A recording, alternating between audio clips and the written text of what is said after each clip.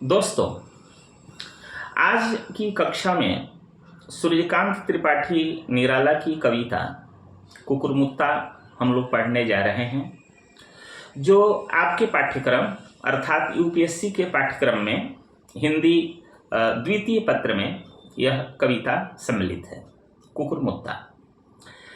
आज प्रथम भाग की चर्चा करेंगे, द्वितीय भाग की चर्चा अगली कक्षा में हम लोग करेंगे। दो भागों में निराला ने ही यह कविता लिखी है।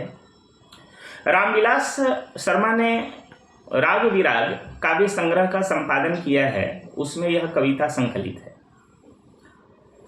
तो कुकुरमुत्ता की प्रासंगिकता आज भी है। हम लोग कविता के क्रम में, कविता पढ़ने के क्रम में इसे समझेंगे। आपके पास अगर पुस्तक हो तो आप निकाल लें, एक एक शब्द पर ध्यान देंगे। यही पुस्तक है, देखिए मेरे हाथ में, कुकुरमुत्ता। ऐसे यह कविता तो राग विराग में मिल ही जाएगी आपको।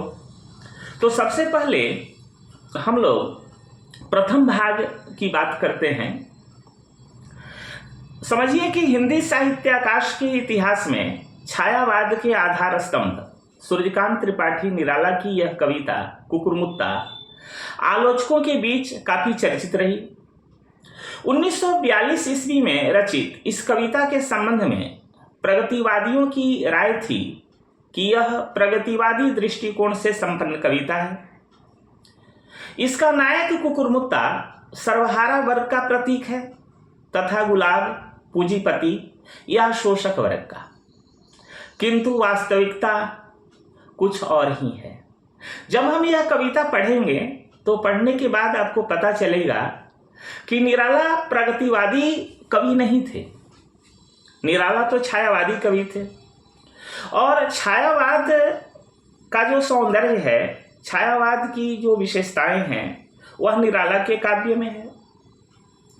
ऐसे छायावाद का जो समय है, उसकी जो काल सीमा है, वह 1920 से लेकर 1936 तक मानी जाती है। और 1936 से लेकर 1943 तक का जो काल है वह प्रगतिवाद का है। तो कुकुरमुत्ता की रचना, ऐसे तो 1941 ईस्वी में इसकी रचना हो गई थी, किंतु प्रकाशन 1942 में हुआ। तो प्रकाशन के हिसाब से आप देखते हैं या रचना के हिसाब से देखते हैं तो यह प्रगतिवादी काल के समय की कविता तो है, किंतु यह प्रगतिवादी कविता नहीं है। कारण कि निराला प्रगतिवादी कवि नहीं थे, वे छायावादी कवि थे। और छायावाद के अंतर्गत जो सूक्ष्मता है, बारीकियां हैं, वह इस कविता में है।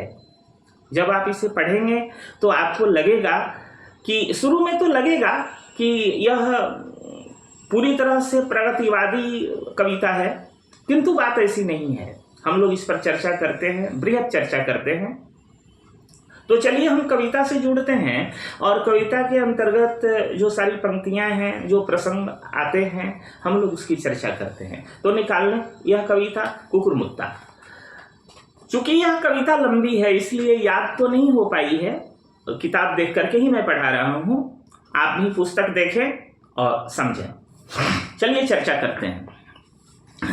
एक थे नवाब, फारस से मंगाए थे गुलाब, बड़ी बाड़ी में लगाए, देशी पौधे भी उगाए, रखे माली कई नौकर, गजनवी का बाग मनहर लग रहा था। देखिए, एक थे नवाब। नवाब तो बहुत ऊंचे कुल के होते हैं, बहुत रईस होते हैं, हर तरह से वे लोग साधन संपन्न होते हैं।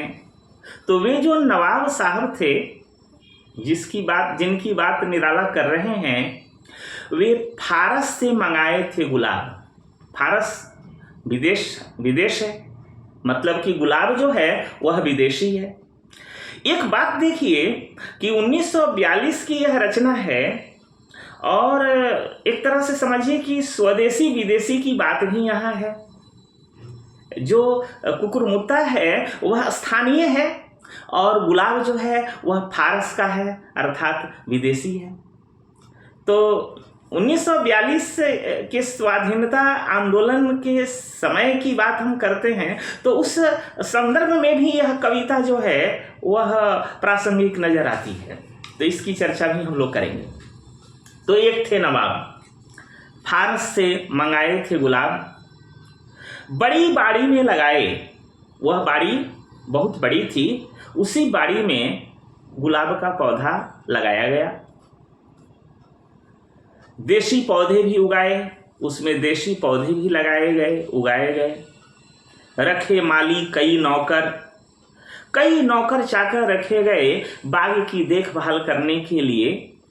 उस गुलाब के साथ साथ अन्य जो पेड़ पौधे थे, जो फल मूल के पौधे थे, सबकी देख रेख करने के लिए नौकर चाकर भी उसमें लगाए गए, रखे गए।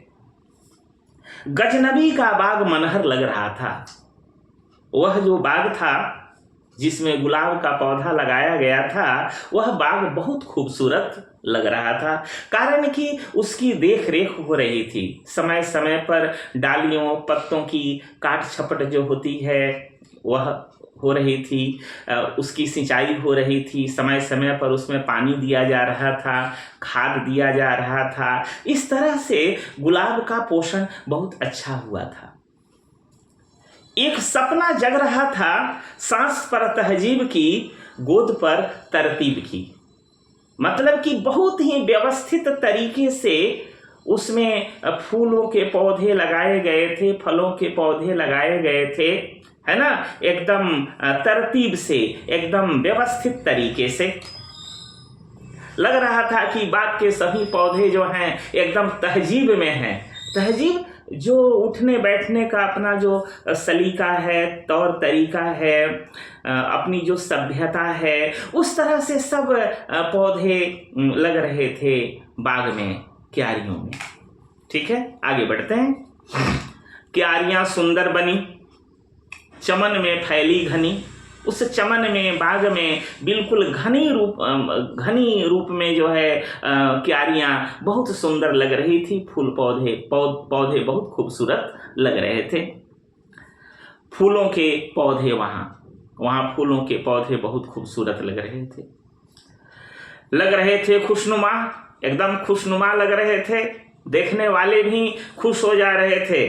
चारों तरफ प्रसन्नता की लहर दौड़ पड़ी थी। बेला, गुलशब्बो, चमेली, कामिनी, जूही, नरगिस, रातरानी, कमलिनी, चंपा, गुलमेहदी, गुलखैरो, गुल्लब्बास, गदा, गुलदाउदी, निवाड़ी, गंधराज और कितने फूल, तरह तरह के फूल, बहुत सारे फूलों के नाम इसमें हैं। तो तरह तरह के फूल जो हैं उसमें लगे थे।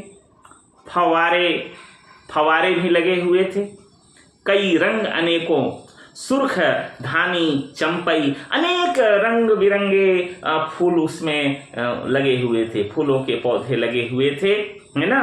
सुर्ख एकदम लाल, धानी, चंपई, आसमानी, सब्ज, फिरोज, सफ़ेद, जर्द, बादामी, बसंती, सभी भेद, माने भेद, सभी प्रकार के, सभी रंगों के तरह तरह के पौधे, फूल उसमें लगे हुए थे, फूलों के पौधे लगे हुए थे। फल के भी पेड़ थे। कविता में यह भी चर्चित है, वर्णित है कि उसमें फल के भी पेड़ थे।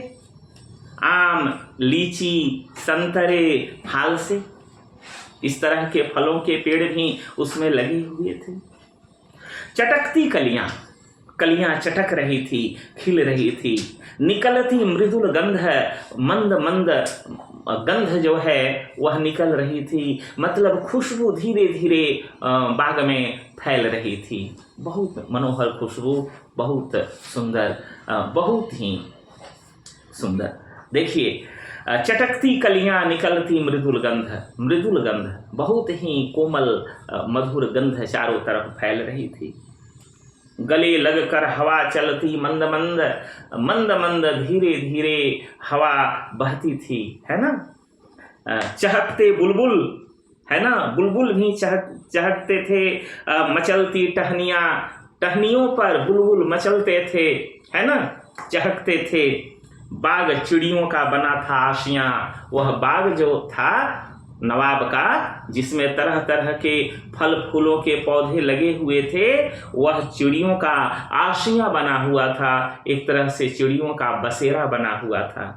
तरह तरह की चिड़िया वहाँ आती थी, है ना, चहचहाती थी। तरह तरह के फूल खिले हुए थे, फलों के पेड़ थे। बड़ा ही खुशनुमा वह वातावरण था, परिवेश था बाग का। साफ राहें सरो दोनों ओर, दूर तक फैले हुए कुल छोर। बीच में आरामगाह, और बीच में आरामगाह था, शयनागार। चारों तरफ बाग, फल फूलों से भरा हुआ बाग, और बीच में आरामगाह नवाब का। दे रही थी बड़प्पन की था, उससे बड़प्पन दिखता था, है ना, कि किसी बहुत बड़े आदमी का यह बाग है। यह खूबसूरत बाग किसी साधारण व्यक्ति का नहीं है। कहीं झरने, कहीं छोटी सी पहाड़ी, कहीं सुथरा चमन, नकली कहीं झाड़ी, है ना, उसमें कहीं झरने थे, एक छोटी सी पहाड़ी थी, साफ सुथरा वह चमन था, तरह तरह की झाड़ियां उसमें उगी हुई थी। ठीक है, अब देखिए, बगल में झाड़ियां थी, नकली झाड़ियां। लेकिन जिस बाग को नवाब ने सजाया था, वह बाग बड़ा ही मनोहर था, बड़ा ही खूबसूरत था, जिसमें तरह तरह के पौधे लगे थे। उसमें गुलाब का भी पौधा लगा था। गुलाब कहाँ से आया था? तो फारस से आया था। नवाब ने उसे फारस से मंगवाया था। कविता आगे बढ़ती है। आया मौसम, खिला फारस का गुलाब, है ना, मौसम आया फूलों के खिलने का, और खिला फारस का गुलाब। वह फारस का गुलाब जो है वह खिल गया। बाग पर उसका पड़ा था रोबोदाब। पूरे बाग पर उसका जो रोबोदाब था, उसका दबदबा वह कायम था, क्योंकि वह सबसे खूबसूरत पौधा था। गुलाब का फूल सबसे खूबसूरत था। उतना खूबसूरत फूल किसी का नहीं था, इसलिए बाग पर उसका दबदबा था। उसी की वजह से बाग इतना मनोहर लग रहा था, सुंदर लग रहा था। तो कवि ने लिखा है यहाँ कि बाग पर उसका पड़ा था रोबोदाब। बाग पर उसका रोबोदाब पड़ा हुआ था।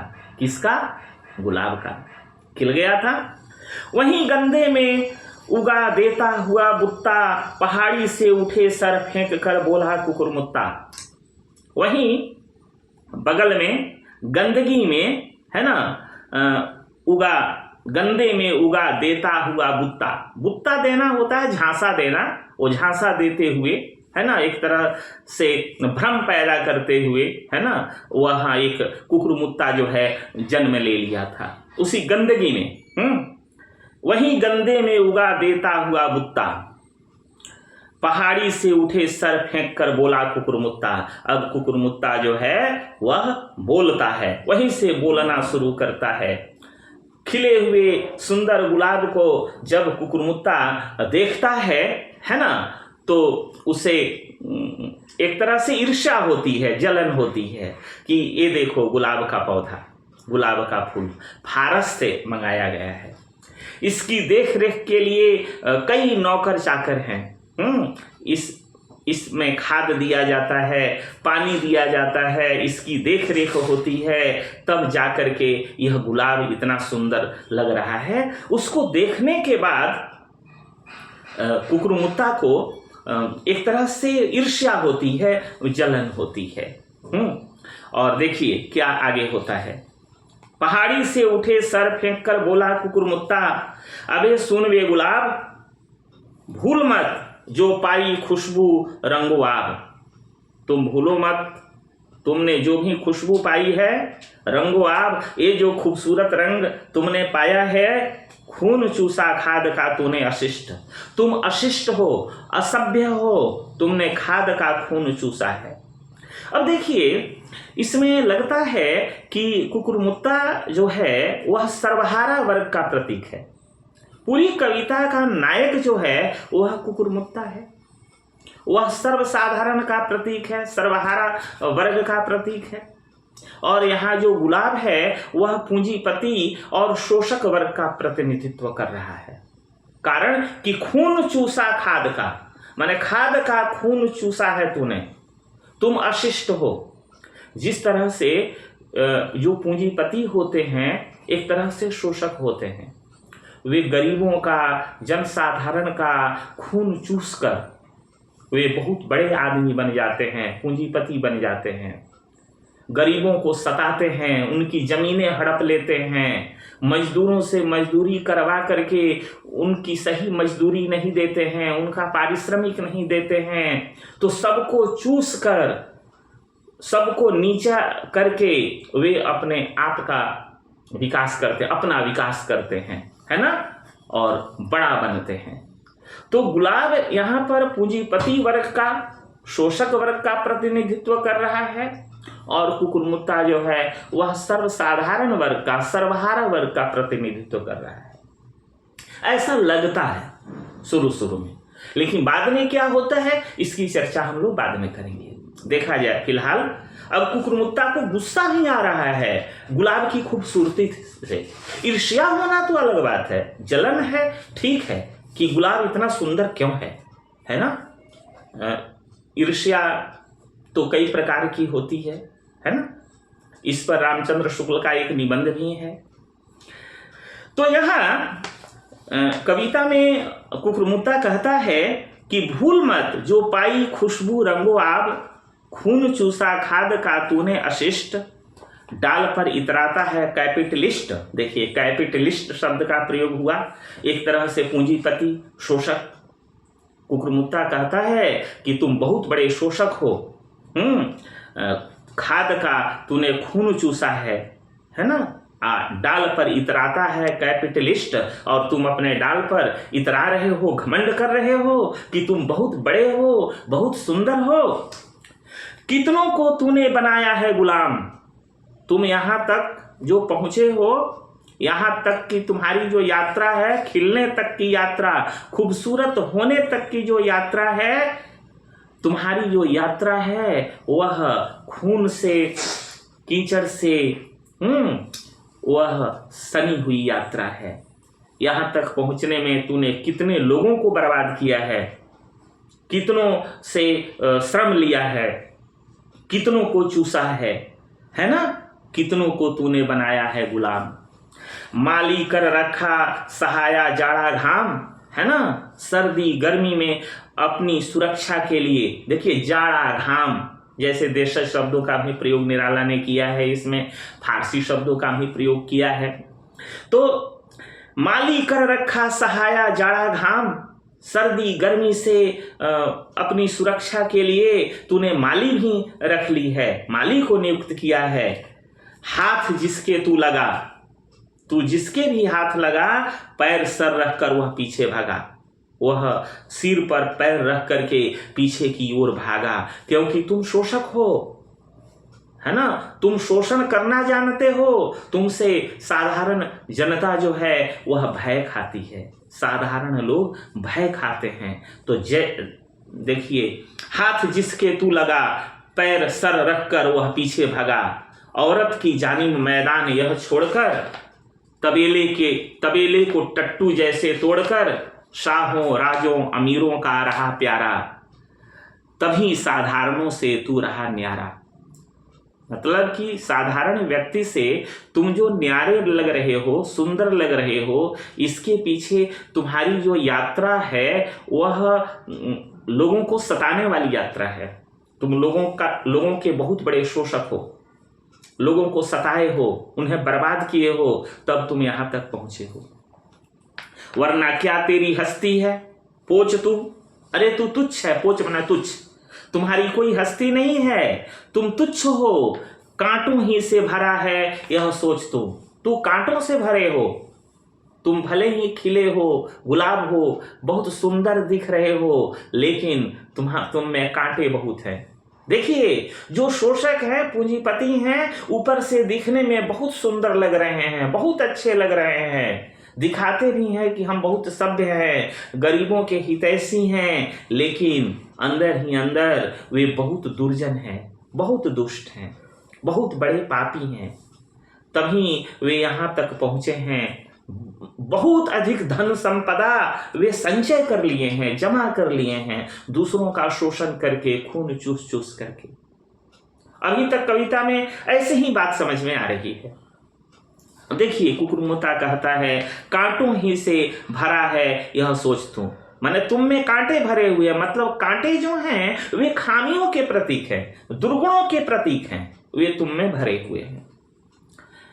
कली जो चटकी अभी, सुख कर कांटा हुई होती कभी, रोज पड़ता रहा पानी तू हरामी खानदानी। अब देखिए, कुकुरमुत्ता गाली दे रहा है किसको? गुलाब को। कुकुरमुत्ता अपने आप में स्थूल और स्खलित चरित्र है, वह हीनता ग्रंथि से भरा हुआ है। कुकुरमुत्ता गंदे में उगा है, यानी गरीबी और जहालत की स्थितियों की पैदाइश है। तो उसके अंदर गुस्सा है और वह गुस्सा इसमें दिख रहा है। वह एक तरह का समझिए कि उबाल है गुस्से का, वह दिख रहा है। कहता है, गाली दे रहा है कि रोज पड़ता रहा पानी, तुम में रोज पानी पड़ता रहा, तू हरामी खानदानी, तू खानदानी हरामी हो। चाहिए तुझको सदा मेरू निस्सा, तुमको सदा मेरू निस्सा चाहिए। मेरू निस्सा क्या है? जो दया का प्रकाश है। तुमको हमेशा लोगों की दया चाहिए, तभी तुम अनेक नौकर चाकर अपनी देख रेख के लिए रखे हो। चाहिए तुझको सदा मेरू निस्सा, जो निकाले इत्र रू ऐसी दिशा। बहा कर ले चले लोगों को नहीं कोई किनारा, जहां अपना नहीं कोई भी सहारा। ख्वाब में डूबा चमकता हो सितारा, पेट में दंड पेले हो चूहे, जमा पर लफ्ज प्यारा। माने जुबान पर बहुत प्यारे प्यारे लफ्ज हैं, अच्छी अच्छी बातें हैं, आप पेट में चूहे दौड़ रहे हैं, मतलब कि अंदर आदमी भूखा है। तुम्हारे अंदर सिर्फ दिखावा है।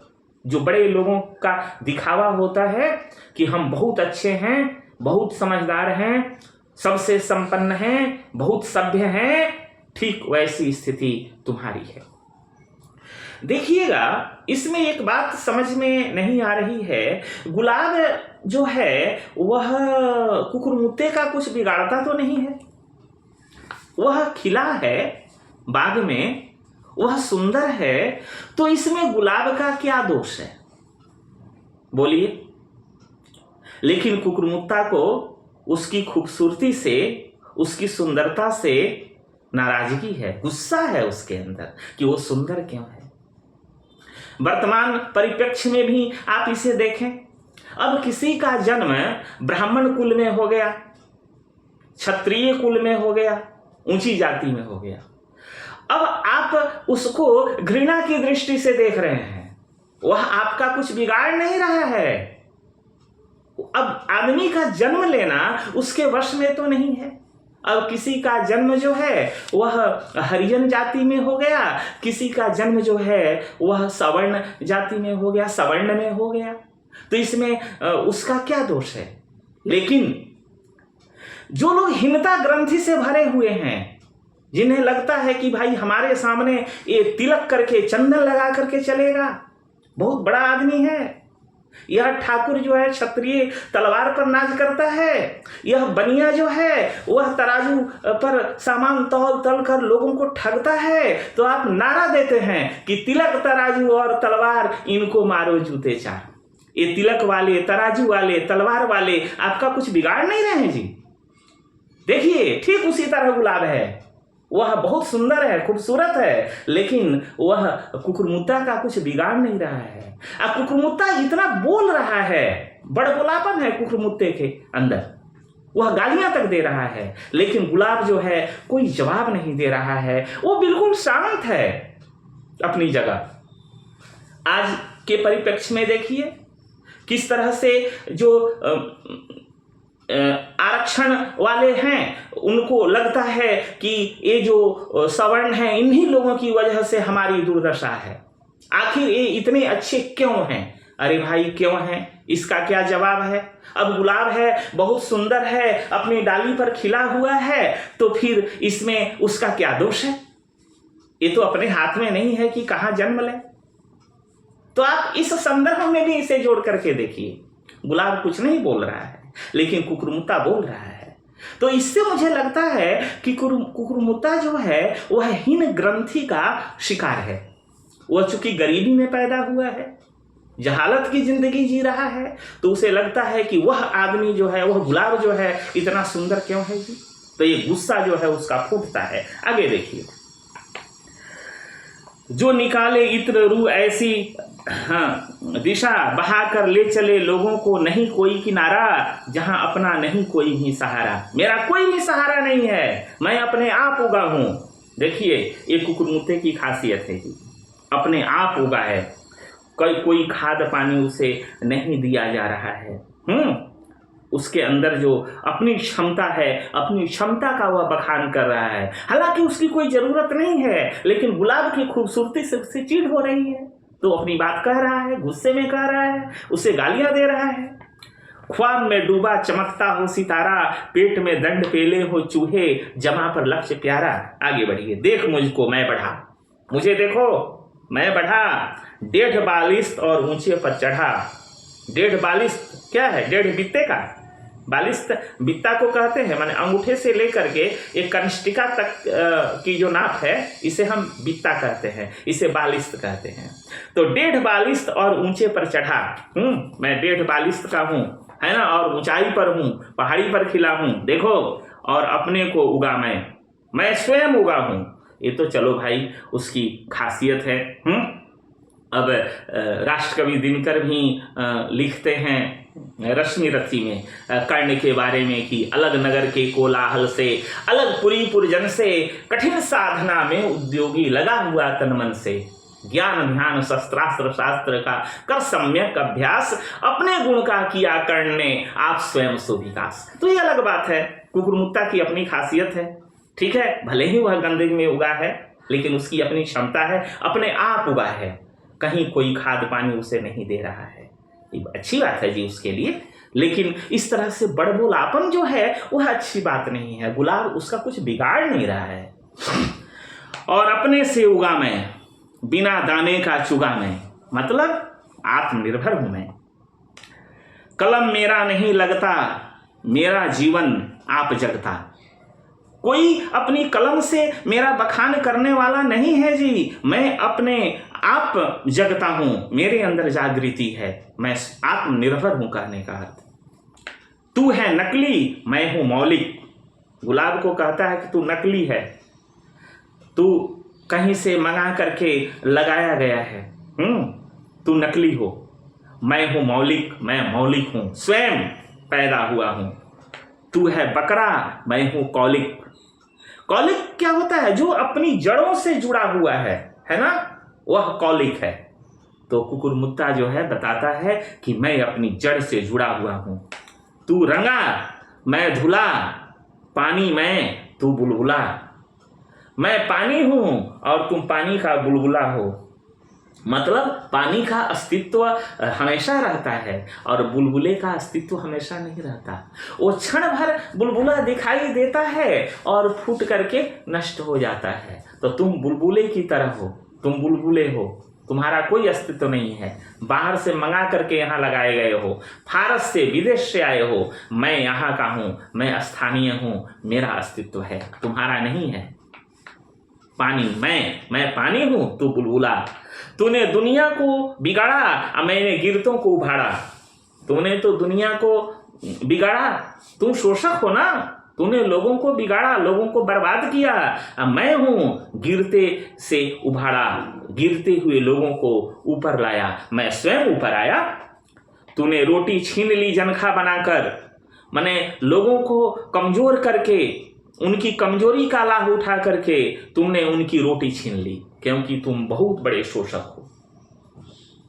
कविता में ऐसा लग ही रहा है कि गुलाब जो है वह पूंजीपति का, शोषक वर्ग का प्रतिनिधित्व कर रहा है। तो यह सर्वहारा वर्ग का प्रतिनिधित्व करने वाला कुकुरमुत्ता उससे कहता है, तूने रोटी छीन ली जनखा बनाकर, एक की दी तीन मैंने गुण सुनाकर। काम मुझ ही से सधा है, दुनिया के जितने भी काम हैं वे काम मुझसे सधे हुए हैं। शेर भी मुझसे गधा है, ठीक है। चीन में मेरी नकल छाता बना। देखो कुकुरमुत्ता, मेरी जो शक्ल है, मेरी शक्ल, कुकुरमुत्ते की जो शक्ल है उसे देखो, चीन में मेरी नकल छाता बना। अब छाते का जो आकार होता है उसी तरह का वह कुकुरमुत्ता होता है, वो देसी मशरूम समझ लीजिए, है ना, ऊपर से छत्तेदार होता है। तो चीन में मेरी नकल छाता बना, छत्र भारत का वहीं कैसा तना, है ना, भारत का वहीं छत्र रहा, किस तरह से तना हुआ। सब जगह तू देख ले, आज का फिर रूप पैराशूट ले, है ना। अब तू देखो, आज का फिर रूप पैराशूट ले, तू पैराशूट को देखो, है ना, कि पैराशूट का रंग कैसा है, उसका रूप कैसा है, आकार कैसा है। ठीक उसी तरह से मैं तुम्हें देखता हूं। विष्णु का मैं ही सुदर्शन चक्र हूं। भगवान विष्णु जो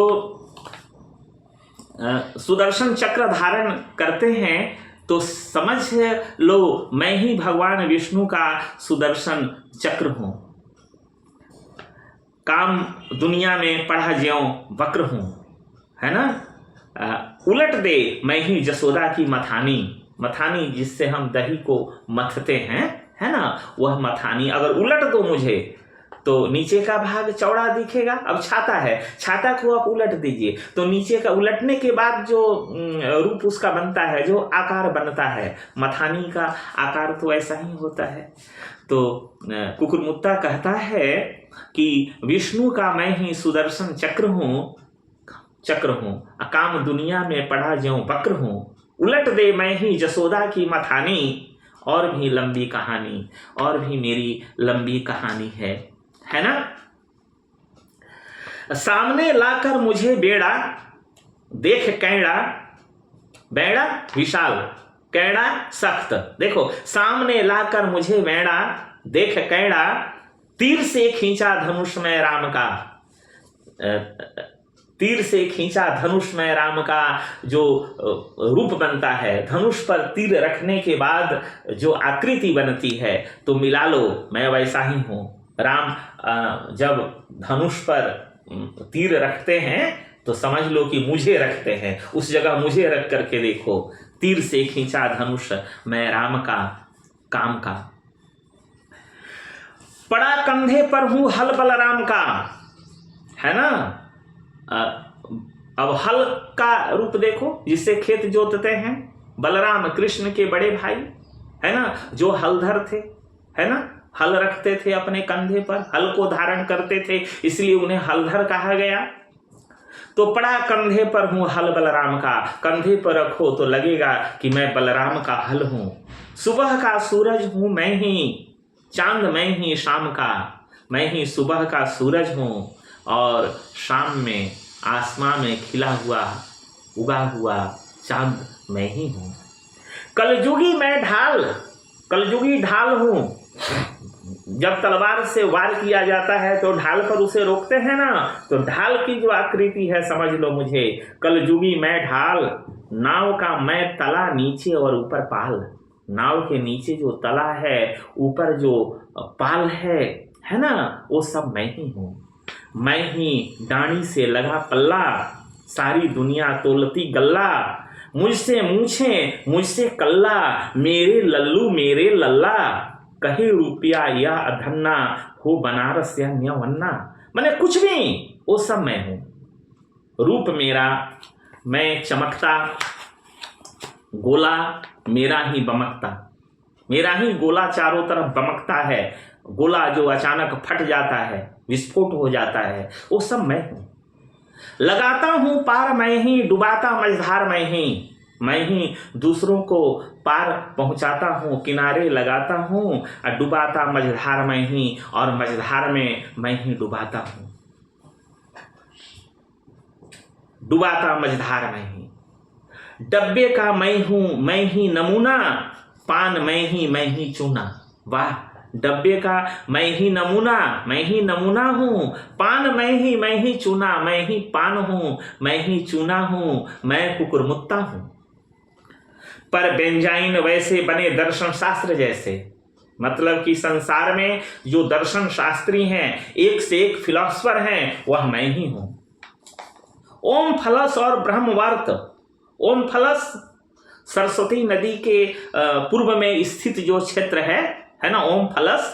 ब्रह्मवर्त नाभि केंद्र है ना, ब्रह्मवर्त उसको बोलते हैं। मैं ही केंद्र हूँ, मैं ही ओम फलस हूँ। वैसे ही दुनिया के गोले और पर्त, जैसे सिकुड़न और साड़ी, ज्यों सफाई और माड़ी। सब कुछ कुकुरमुत्ता बताता है कि सब कुछ मैं ही हूँ। जैसे महाभारत की रणभूमि में भगवान श्री कृष्ण अर्जुन को गीता का उपदेश देते हुए अपना जो दिव्य रूप दिखाते हैं, अब बताते हैं कि सब कुछ मैं ही हूँ। यह देख गगन मुझ में लय है, यह देख पवन मुझ में लय है, सब कुछ है ना। तो इस तरह से कुकुरमुत्ता अपने आप को दिखाता है कि मैं ही सब कुछ हूँ। कॉस्मोपॉलिटन और मेट्रोपॉलिटन, मतलब कि घनी आबादी वाला जो शहरी क्षेत्र है, मैं ही हूँ, मैं ही विश्वव्यापी हूँ। जैसे फ्रायड और लिटन, ये जो प्रमुख हस्तियां हैं, फ्रायड, लिटन, मैं ही हूँ। फेल्सी और फलसफा, जीवन का जो भी फलसफा है, जो नजरिया है, दृष्टिकोण है, समझो मैं ही हूँ। जरूरत और हो रफा, जरूरत पड़ने पर मैं ही काम देता हूँ, फिर वहां से अलग हो जाता हूँ, लोग मुझे हटा देते हैं। सरसता में फ्रॉड, कैपिटल में जैसे लेनिनग्राड। सच समझ जैसे रकीब, लेखकों में लंठ जैसे खुशनसीब, है ना, मैं ही रकीब हूं। प्रेम में जो प्रतिद्वंद्वी होते हैं, है ना, उन्हें रकीब कहा जाता है। तो कुकुरमुत्ता कहता है कि सरसता में फ्रॉड, कैपिटल में जैसे लेनिनग्राड, सच समझ जैसे रकीब, लेखकों में लंठ जैसे खुशनसीब। मैं डबल जब बना डमरू, अरे मैं डबल हो जाऊं, माने एक कुकुरमुत्ता इधर से और एक कुकुरमुत्ता इधर से, दोनों को जोड़ दो ना तो मैं डमरू बन जाऊं। एक बगल तब बना वीणा, और एक साइड रहूं तो मैं समझो वीणा हूं, मां सरस्वती की वीणा हूं, सुंदर वाद्य यंत्र हूं।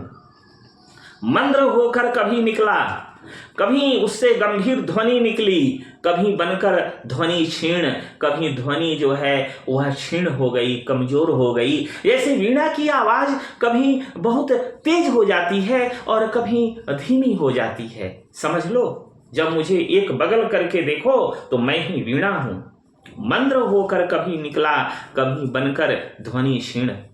मैं पुरुष और मैं ही अबला, मैं ही पुरुष हूं और मैं ही अबला हूं, नारी हूं।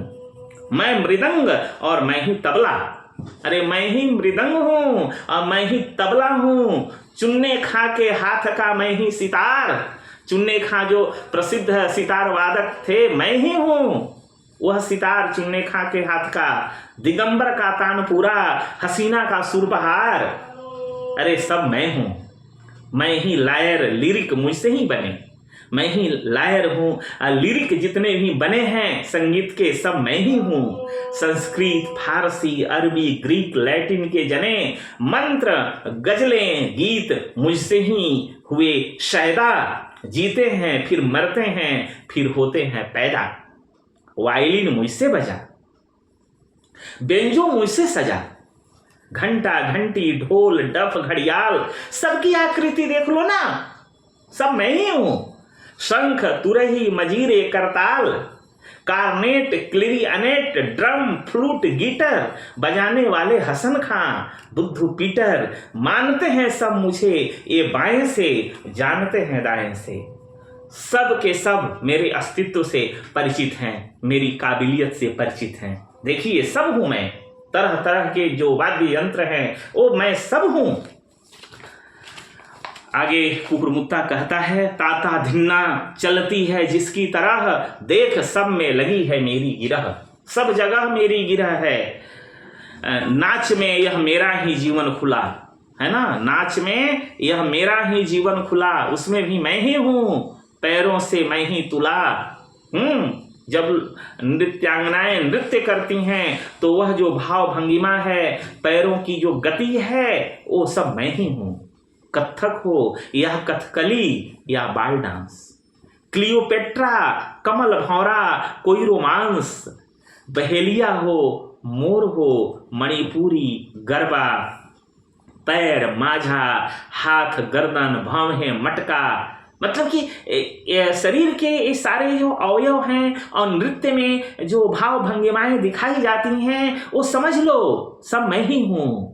नाच अफ्रीकन हो या यूरोपियन, सब में मेरी ही गठन। चाहे वह नृत्य अफ्रीकन हो या यूरोपियन हो, सब में मेरी ही गठन है, मेरी ही बनावट है। एक तरह से सब में मेरे भाव छिपे हुए हैं, मुझे ही केंद्र में रख करके ये सारे नृत्य होते हैं। किसी भी तरह का हाव भाव मेरा ही रहता है उसमें ताव, चाहे हाव भाव किसी भी प्रकार का हो उसमें मेरा ही ताव है। ताव क्या है? जोश है ना, मेरा ही जोश उसमें दिखाई देता है, मैं ही उसमें दिखता हूं। मैंने बदले पैंतरे जहां भी शासक लड़े, जहां भी शासक लड़े मैंने वहां पैंतरे बदले। पर है प्रोलेटेरियन झगड़े, जहां जहां भी प्रोलेटेरियन झगड़े हैं, मियाँ बीबी के क्या कहना है वहां। नाचता है सुदखोर जहां कहीं ब्याज डूबता, जब कहीं ब्याज कहीं डूबता है, सुदखोर जब नाचता है, नाच मेरा क्लाइमेक्स को पहुंचता, ऊंचाई को पहुंचता, वो मैं ही हूं। नहीं मेरे हाड़ कांटे काठ, या नहीं मेरा बदन आठों गांठ का। तुम में देखो ना कितने कांटे हैं, कैसे हो तुम। नहीं मेरे हाड़ भी नहीं है, कोई हड्डी नहीं, कांटे कांटे भी नहीं, काठ कोई लकड़ी, जो काठ है लकड़ी है अन्य पेड़ों में, वह काठ भी मुझ में नहीं है। नहीं मेरा बदन आठों गांठ का, मेरे बदन में, मेरे शरीर में कहीं आठों गांठ नहीं है, गांठ नहीं है। रस ही रस में हो रहा, मैं पूरी तरह से मतलब कि रस युक्त हूँ, रस ही रस में हो रहा। सफेदी को जहन्नुम रो कर रहा, दुनिया में सबने मुझी से रस चुराया, रसों में मैं डूबा उतराया। इस पूरी दुनिया में जितने भी रस हैं लोगों ने मुझसे रस चुराया है ना, रस में मैं डूबा उतराया। मुझी में गोते लगाए वाल्मीकि व्यास ने, जो आदि कवि वाल्मीकि थे, इतने बड़े ज्ञानी व्यास थे, मुझी में गोते लगाए, अर्थात उन लोगों के अंदर जो ज्ञान हुआ मेरी वजह से हुआ, उन लोगों की जो लेखनी चली मेरी वजह से चली। मुझी से पोथे निकाले भास कालिदास ने, मेरी वजह से भास कालिदास ने पोथे निकाले। उन लोगों ने कुछ लिखा मेरी वजह से लिखा, टुकुर टुकुर देखा कि मेरे ही किनारे खड़े, मेरे ही किनारे खड़े होकर वे लोग टुकुर टुकुर देखते रहे, है ना, एक तरह से चिंतन करते रहे, सोचते रहे और उस मुकाम पर पहुंचे। हाफिज रविंद्र जैसे विश्व कवि बड़े बड़े, है ना, हाफिज रविंद्र जैसे जो विश्व कवि हुए, वे मेरे ही सानिध्य में आकर के कुछ सोचे विचार किए और विश्व प्रसिद्ध कवि हुए, इतने बड़े कवि हुए। कहीं का रोड़ा कहीं का पत्थर, टीएस एलियट ने जैसे दे मारा, पढ़ने वालों ने भी जिगर पर रखकर हाथ कहा लिख दिया जहां सारा। ज्यादा देखने को आंख दबाकर शाम को किसी ने जैसे देखा तारा, जैसे प्रोग्रेसिव का कलम लेते हो रोका नहीं रुकता जोश का पारा। यहीं से यह कल हुआ जैसे अम्मा से बुआ। देखिए, गुलाब को वैभव और रूप गंध का प्रतीक मानकर कुकुरमुत्ता जब उसे गाली देना शुरू करता है, तब वह वास्तव में यह स्पष्ट करता है, मैंने अपने आप बताता है कि सफाई से गंदगी श्रेष्ठ है। वो बताता है क्योंकि वो गंदे में उगा है। इतना ही नहीं, कुकुरमुत्ता सीधे तौर पर प्रगतिवादी कवियों का मजाक भी उड़ाता है। वह कहता है कि प्रगतिवादी कवि इतने जोश में भरकर लिखते हैं कि यथार्थ की बजाय उन्हें कुछ और ही नजर आने लगता है ना। इसी पंक्ति में है, आप देखिए, कहता है कि जैसे प्रोग्रेसिव का कलम लेते हो, रोका नहीं रुकता जोश का पारा, यहीं से यह कुल हुआ जैसे अम्मा से बुआ। यहाँ प्रगतिवादी कवियों के ऊपर एक तरह से कटाक्ष किया गया है कि जोश में भरकर जब लिखने लगते हैं तो यथार्थ से बहुत दूर चले जाते हैं। वास्तविकता क्या है, यथार्थ क्या है, उससे उनको कुछ मतलब ही नहीं है, वे कुछ अलग ही लिखने लगते हैं। जैसा कि प्रगतिवादी कवियों ने इस कविता को प्रगतिवादी कह दिया, यहाँ तक बता दिया कि इसमें प्रगतिवादी दृष्टिकोण है, प्रगतिवादी दृष्टिकोण से परिपूर्ण यह कविता है कुकुरमुत्ता, है ना। कुकुरमुत्ता को कहा कि भाई ये सर्वसाधारण का प्रतीक है, गुलाब पूंजीपतियों का प्रतीक है, शोषक वर्ग का प्रतिनिधित्व कर रहा है।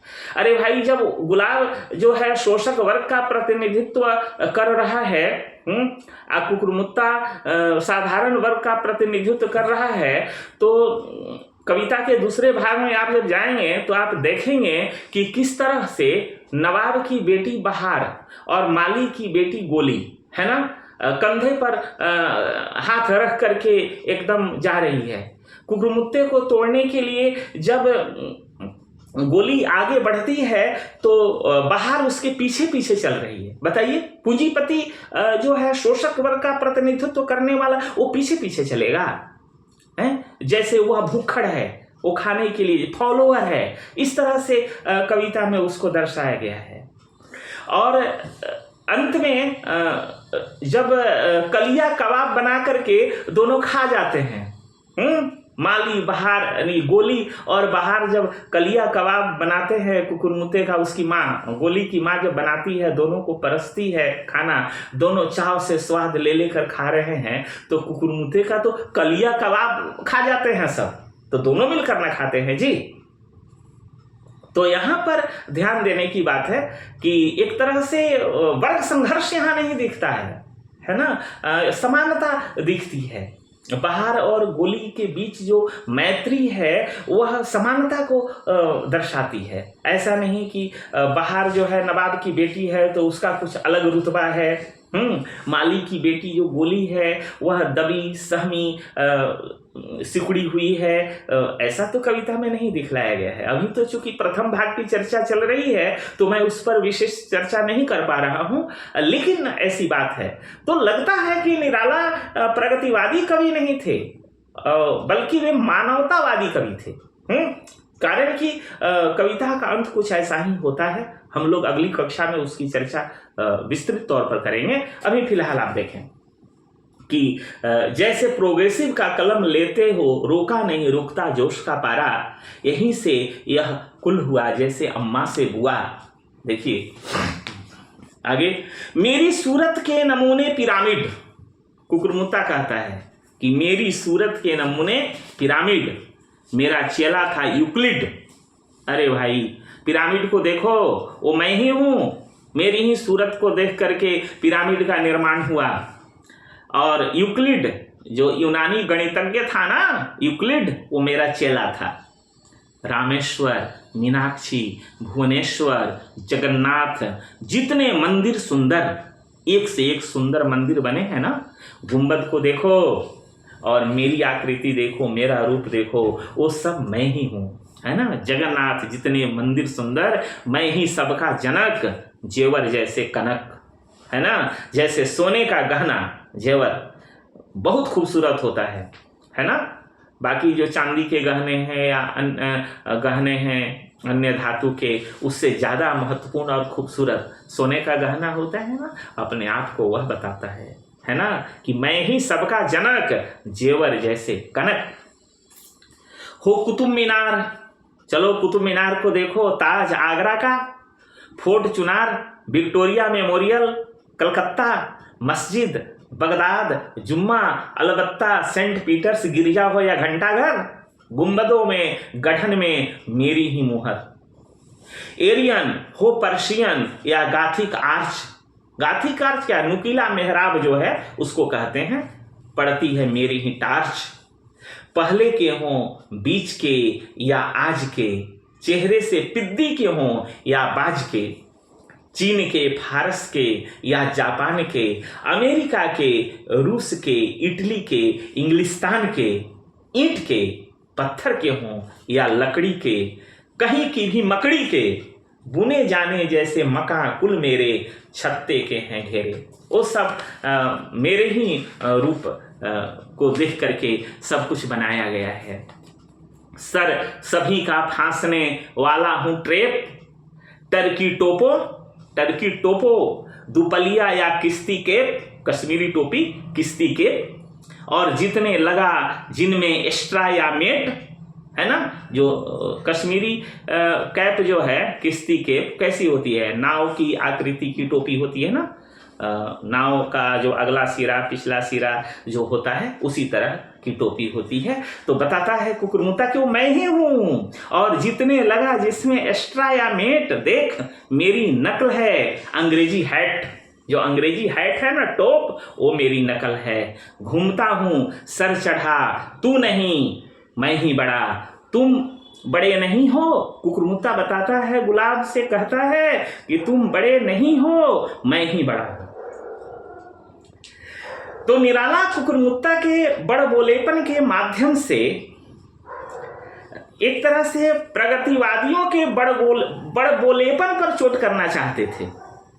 दूसरे अर्थ में स्वदेशी विदेशी की प्रतीक योजना भी इसमें दिखाई गई है ना, कि तू फारस से आया है, मैं स्थानीय हूं, है ना, क्योंकि गुलाब फारस अर्थात विदेश का है, जबकि कुकुरमुत्ता क्या है, स्थानीय है। तो 1942 ईस्वी के स्वाधीनता संग्राम की दृष्टि से भी यह कविता बेहद प्रासंगिक नजर आती है। ठीक है, तो यह जो पहला भाग है कुकुरमुत्ता का इस कक्षा में अभी पूरा हो गया। फिर हम लोग अगली कक्षा में दूसरे भाग की चर्चा करेंगे, तो उसे पढ़ेंगे, समझेंगे। तब तक के लिए शुभ विदा।